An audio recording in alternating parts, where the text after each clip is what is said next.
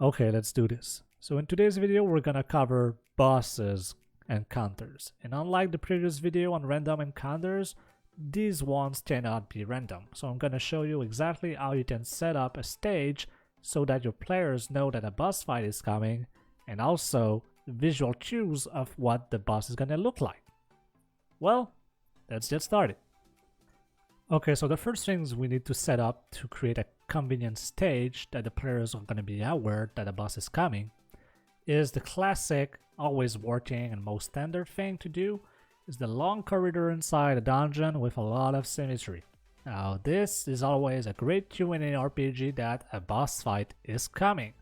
Now it's not the most original one, but hey, never said I was original, right? So that's the first cue that you can do. And also, of course, you're gonna need to set up the visual feedback at the end of the corridor of what monster they're about to fight. Now the good thing is that inside our events, inside the images provided by RPG Maker MZ, we have big monsters. And these are really goddamn big. So I really like this dragon over here specifically, so that's what I'm gonna pick. And I'm also gonna click on stepping. Now the reason why is because these characters actually do not walk. They're not made to work, they're only made to stand by and also kind of give the effect that they're breathing or something. And so, if I just click on OK over here, I'm just gonna name it like Big Bad Boss, like that one. Okay. And so, if I go inside the game and run it with my characters, we're gonna see that at the end of the big corridor, we have a big ass dragon. And he's breathing and ready to kill us all. Awesome. Now we're gonna need something to start the combat.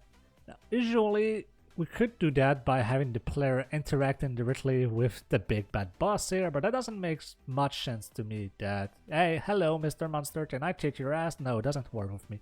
So what I'm gonna do is that we're gonna have the player, whenever they're gonna touch the tiles right over here, specifically, this is when we're gonna launch the combat. So on player touch, right over there, below character, we're gonna go inside scene control, battle processing, and then you're gonna select your battle troops for your combat. In that case, that's an ID 7 for me, which is called my first boss. Now we also have the options that can the player escape from this combat? In this case, no, they can't. And can they lose? And what happens if they lose? Like, aside from game over, I mean, like if you want something to happen, if the character lose, that is not a game over, this is how you will do it. Like just select can lose, and if they lose, you can program whatever you want. So in this case, they cannot lose, so it's an instant game over if they're going to lose against the boss, and they cannot escape either. So there we go, we battle process our first boss. Now once it's completed, we're just gonna change the switch so that the first boss has been killed. Whoa. Okay, there we go. First boss killed. Which we're gonna turn to on. So that means that we're gonna have a new page over here which has nothing when the first boss is killed, because we need something to shut off this event once the boss has been defeated, because we don't want the character to restep on that same specific tile and restarting a battle boss with a monster that's just been defeated makes no sense. And of course, we also need the same thing here. We're gonna clear and switch because, well, if the monster is dead, then it just becomes gone. Alright, and I'm gonna copy paste this on all 2Ks over there because we don't know on which one the character is gonna step on, so we just need to make sure that every single paths are covered here. Right, so let's test what it looks like in game now. I'm just gonna create a new game, gonna walk through the corridor, which is basically telling us a big thing is coming. We see the big bad monster and the characters still have a chance to run away if they're not ready to fight this one yet. Otherwise, we're just gonna charge and start a big ass combat with OP Dragon. Alright, so let's try to kick his ass.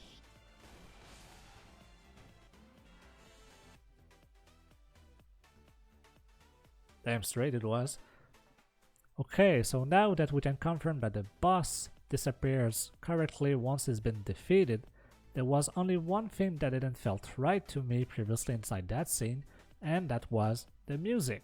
the music remained the exact same as any random combats, and that should never be the case for any boss battles. So how do we fix this? Inside your content, if you go on the third tab, you will have something which is called System Settings, and the first one is Change Battle BGM for Change Battle background music. So if you click on that, you'll have all the available BGM to you inside the system, and we're just gonna pick the Battle 8, which to me feels like a battle for bosses. So instead of the Battle 1, which kind of feel like random encounters. So just gonna select the Battle 8, which is then gonna launch itself once we're gonna enter the combat with the first boss. And of course, once it's been defeated, always make sure that you rechange it back to your default random encounters, otherwise you're gonna be stuck with a boss battle music for every single random encounters of your game. Okay, let's test it out one last time.